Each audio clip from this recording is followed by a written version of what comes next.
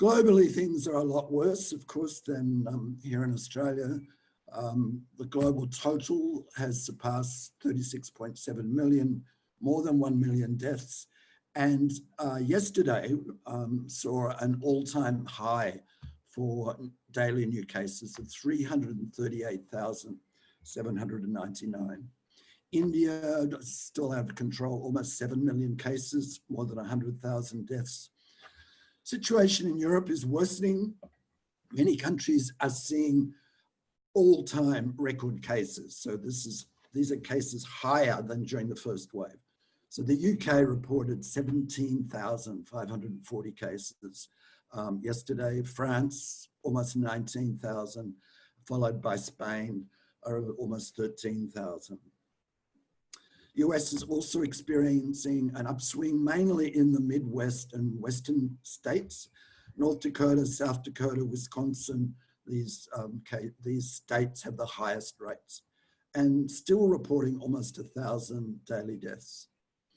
Indonesia, likewise, showing no signs of slowing down. And Myanmar is now up to 22,000 cases, 535 deaths, and an all-time high of 1,400 new cases on the 7th of October. Most outbreaks are in Yangon, but they are, cases are increasing in Mandalay.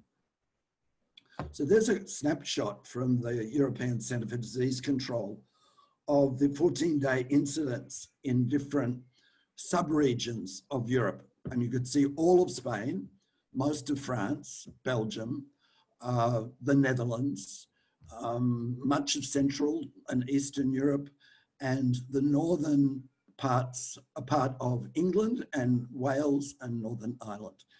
And disappointingly for Iceland, Iceland was one of the very early good performers, but now Iceland is in the highest bracket of incidence. This is a table showing how Myanmar has reported way more cases than any other country in that Mekong sub-region. If you just look at the middle column, you'll see an incidence of 41 per 100,000, compared with much, much lower rates in Thailand, Vietnam, Cambodia, and Laos. I just show this over the last few months. We've seen a number of countries that went months with very few cases and then had big spikes. Well, this is the most spectacular I've seen anywhere in the world. Jordan locked down very early in March, closed the borders, and the highest number of daily cases they had was 9. And now they're reporting 1,500 to 2,000. So unlike Australia, Jordan's not an island, and this outbreak probably came from the West Bank, which of course came from Israel. Now there are 2 themes, I'll just cover very briefly, 2 themes in this week's global update and country analyses. The first one is mutations, and I'd like to thank Gilda for helping with this part of the update. So although this virus is relatively new, it has been accumulating mutations right from the start.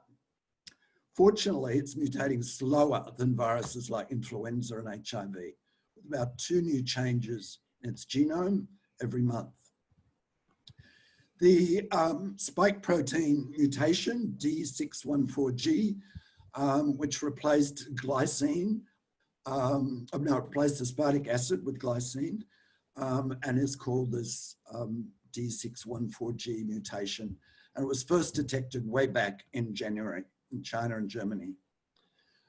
Now, mutations are important because therapies like vaccines and drugs typically target proteins specifically, and so mutations could compromise those interactions. And they present a major challenge, particularly for therapeutic drug development. There have been 2 big studies, population studies, that have confirmed that the predominance of D614G compared with early first waves. So one is in Houston, which found it was virtually all strains in the second wave had this mutation, and that it cause significantly higher virus loads in the nasopharynx, which may imply higher transmissibility. So you can see there by the end of June, virtually all specimens, and this is out of, from Nature, 52,000 samples were of this mutant strain. And there it is for those of you who can read these figures. So it's a mutation affecting the spike protein, changed the amino acid 614 from aspartic acid to glycine.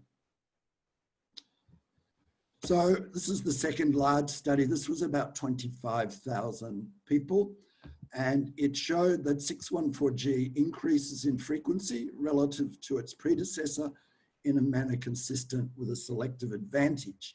What that advantage is still under inquiry. So there's no consensus on whether this has made the virus more transmissible, but some lab studies and some genetic epi studies suggest that it may be more infectious than its predecessor. But the good news is, and both Houston and UK, these very large studies, found that the mutation has not made the virus more clinically virulent. So it's very good news. The other good news about this mutation is that it appears not to have affected the immune system's ability to recognize the virus. So I think that's good news for vaccine developers. Overdispersion and superspreading, we touched on this last week related to the Chudston cluster, so I won't repeat everything, but I would like to clarify one thing. I was not suggesting, and not suggesting that the metric R0 or the effective R, ref, is not an appropriate indicator to monitor the trajectory of transmission. It is, but it is an average. And so my point is that it doesn't actually reflect what's happening at the moment on the ground. Because as we've seen over the last few weeks, cases fluctuate on a daily basis depending on whether there are clusters. The other point I want to make is we should never use the word super spreader, because that implies that an individual is a so-called super spreader, and this can lead to stigma. We should talk about super spreading events which require a combination of factors.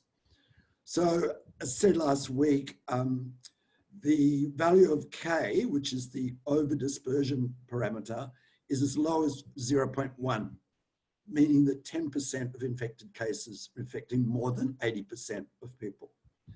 And there have been population studies in Singapore, Hong Kong, China, and New Zealand have confirmed that indeed between 10 and 20% of people are infecting the others.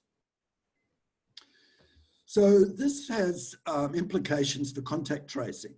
So rather than focusing only on forward tracing, which means asking a newly infected person, who have you been in contact with since you were infected? You should also ask, who were you in contact with before you were infected? And this may reveal new, previously unidentified infected individuals. This happened in Sydney yesterday, where the so-called index case was a 50-year-old, a woman in her 50s, and then on backwards contact tracing, they found a man in his 50s who had been infected. It's called in Victoria upstream contact tracing, which is happening in Kilmore. So for a super spreading event, you need a large indoor gathering in poorly ventilated spaces where people may be singing, so they expel more virus, say in choir practices or church services, or speaking loudly, like when there's a loud music in a nightclub and a bar. And it's likely that in this environment, an individual with a high viral load in their pharynx can introduce the virus into, and it spreads rapidly. Now, this is the most famous cluster. I don't think we'll ever know the number of true cases because the White House has not been very active in case finding. But we do, as of this morning, know of at least 20 cases. They include a number of top aides. They include the president, his wife, the president of the Notre Dame College. They also include the top admiral in the country. And so all the Joint Chiefs of Staff are currently in quarantine, and a number of media aides, press secretary, housekeepers, etc.